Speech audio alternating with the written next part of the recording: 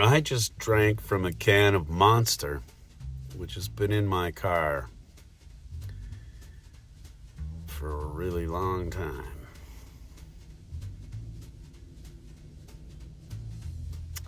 Let's go into Walmart.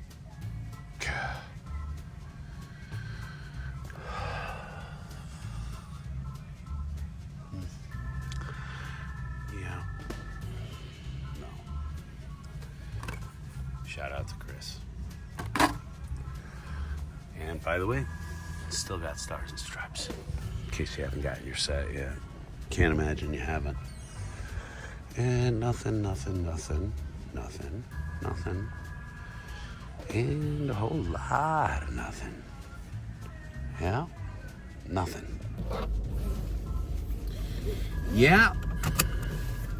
There is what you like to call sweet smoking screw all of nothing out there. There's nothing. So we're going home. Where luckily I have things of a nerdish nature to share with you. But honestly, I got texts from Andre all day today of Gold Label McFarlane figures, new cases of things found. He sent me a picture of a filthy Uncle Wiggly game. I mean, he's even finding funny stuff to send pictures of, but he's finding a lot of like real stuff today. And again, West Coast, you know, they don't need any of that out there. They don't need it. It'll only wash away in the California rains. This is Oregon. We're used to rain. We plan for rain. We live in rain. Nothing's going to wash away here. You know, and there's nothing to even photo safari out there for you. It's really aggravating.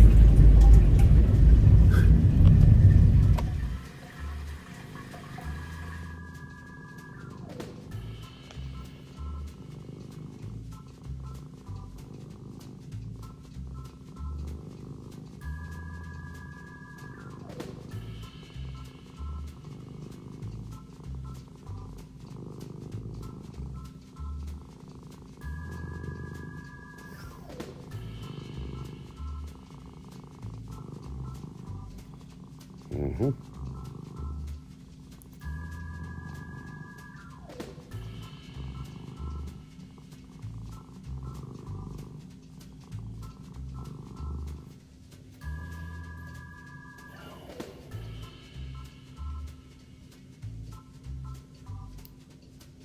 Yeah.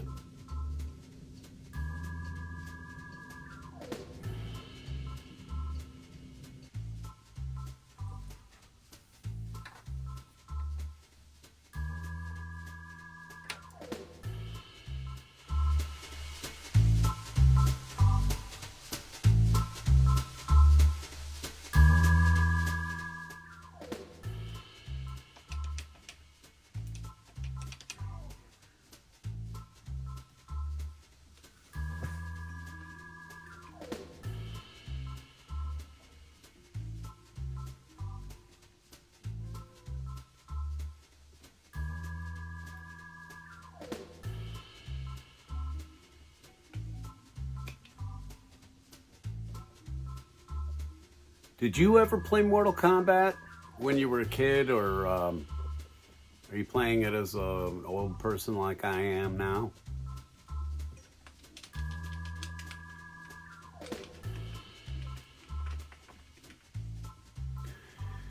Mortal Kombat is one of those game titles which changed everything.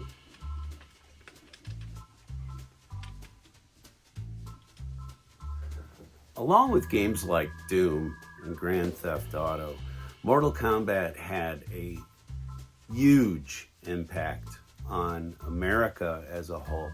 It even went all the way up to congressional hearings about video game violence at the time, if you can believe that.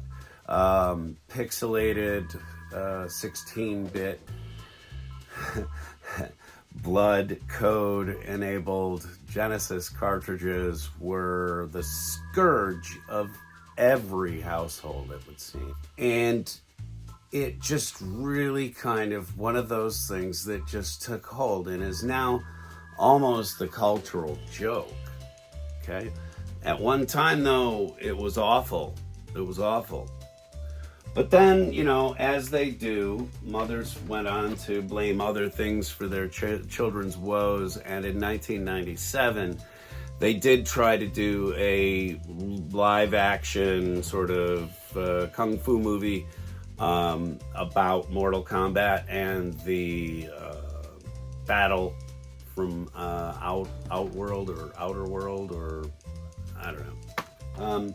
Basically, if you lose 10 tournaments in a row, then all the portals open up and all the ugly people from Outworld come to wage war on our planet. And so a bunch of really good martial artists, a ragtag team of martial artists, gets together and sort of joins in this tournament of Mortal Kombat to try to save the world. Okay? Pretty easy concept, but it was one of the first films made out of a video game franchise, really, that anybody had seen that really kind of nailed what it was. If you go back and watch them now, they're really kind of cheesy. The CGI is very dated, and the effects and costuming are also similarly sort of dated.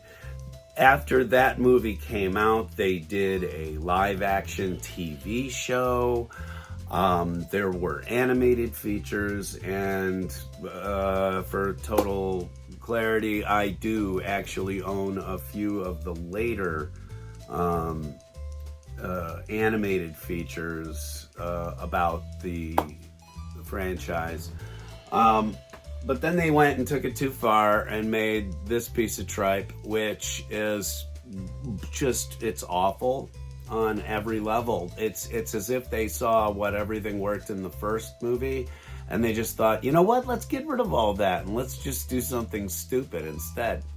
But yes, I do own copies of both those movies because I am somewhat of a dedicated fan. I have not owned every edition and iteration of Mortal Kombat, but on the Sega Genesis, I had all of them except the 32X arcade version, which was kind of hard to come by, at least where I was, and so I never picked it up. 32X was the end of the Genesis anyway, so anything that came out on 32X was pretty much being forgotten about.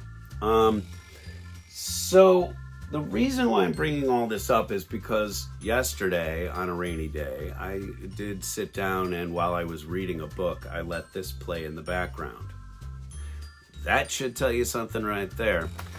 It's a very long film. It is a very involved film, and it is a lopsidedly odd, somewhat gory film that does absolutely no justice to the fun and camp of the original game or the original movie franchise.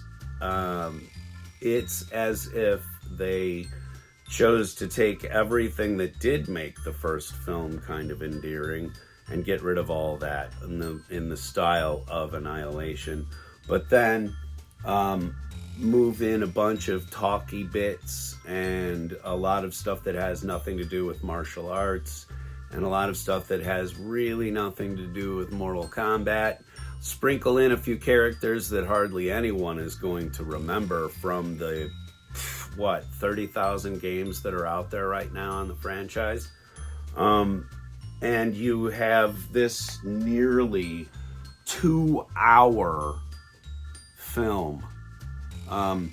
It mostly concerns, of course, Scorpion and Sub-Zero. Sub-Zero is like centuries old, and Scorpion is a descendant of a man whom,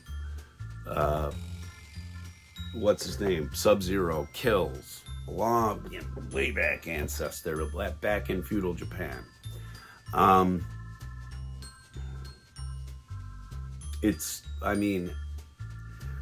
When I consider the serious nature of the film and how little of it was actually intentionally or non-intentionally humorous, I thought, wow, this is pretty much everything that somebody would think the game was about. But the original game, it had a lot of humor to it.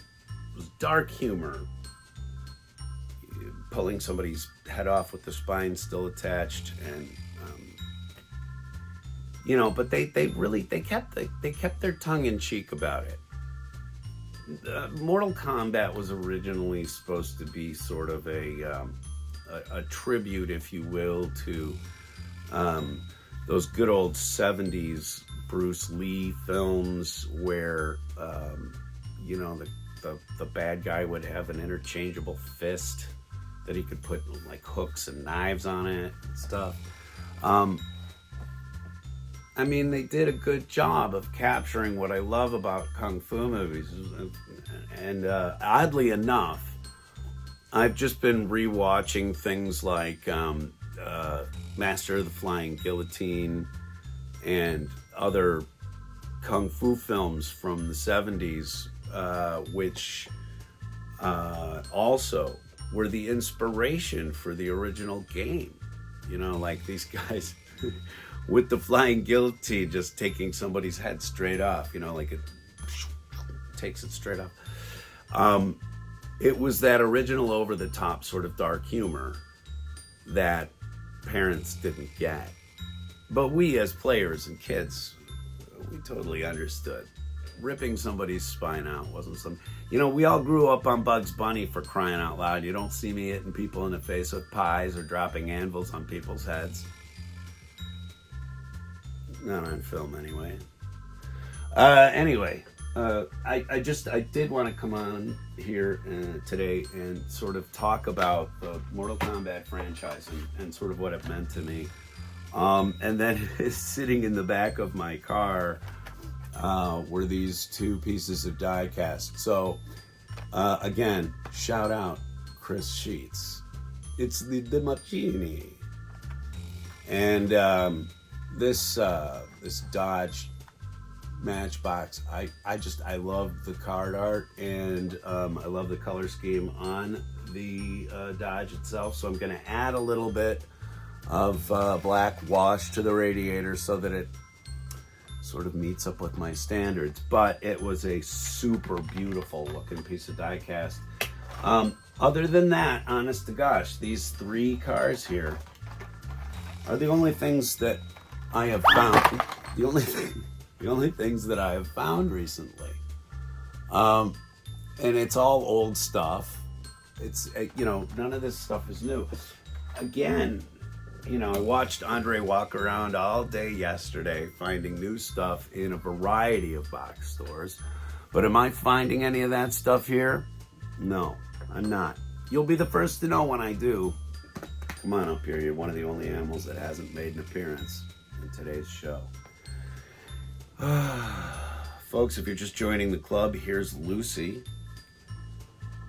Lucy is Watt's sister, and she sort of makes the lab her home. So when I come in here, she gets her attentions.